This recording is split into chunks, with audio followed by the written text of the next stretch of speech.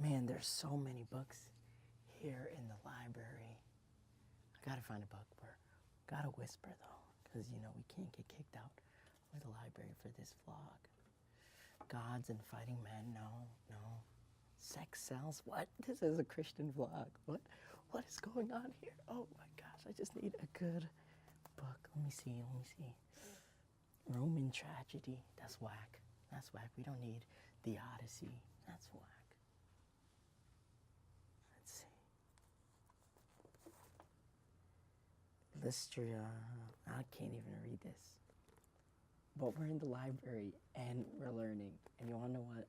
Leaders are readers and always learners. And so we're reading books. Stay tuned. Roll intro.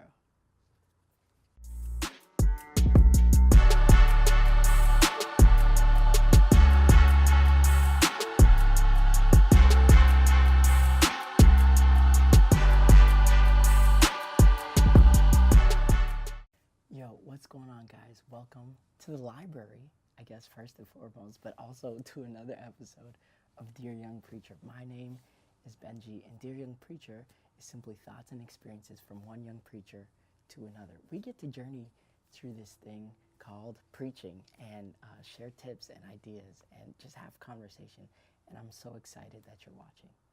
Like we said in the intro, we're in the library, and so we're talking about books. Cool, quick thing. When I was in middle school, I remember every day after school, I'd go to the library. And like most people go to the library to get work done, I'd go to play website games, but I'd also take like a 2-hour nap every time I went to the library. I could sleep anywhere. This has nothing to do with the episode. I just thought I'd share so you could know more about me. Anyways, we're in the library working off a notion that I heard that leaders are readers, that in order to lead, you're reading. And it comes down to the fact that leaders are also learners, that you're reading and you're going through books over and over again in order to learn. And so as a preacher, you're always a student of the game, watching and studying other preachers, but even just leading life in general, you're just always a student. So for me, that comes into play in reading a bunch of leadership books. I suck at reading, if that makes any sense, but I'm so always propelled and enticed to read more.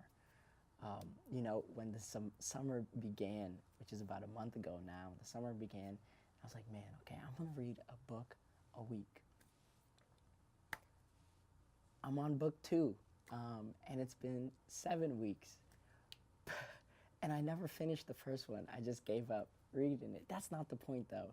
We read to challenge us, we read to grow, we read to get inspiration for our sermons, we read to get inspiration for how we lead and teach and live life with others. And reading increases your vocabulary, your creativity, so many things you could gain from reading a book. And yeah, it's hard, but you should really take advantage. And so what I started doing, and that's really helped me in this book that I'm reading through now, is audiobooking it.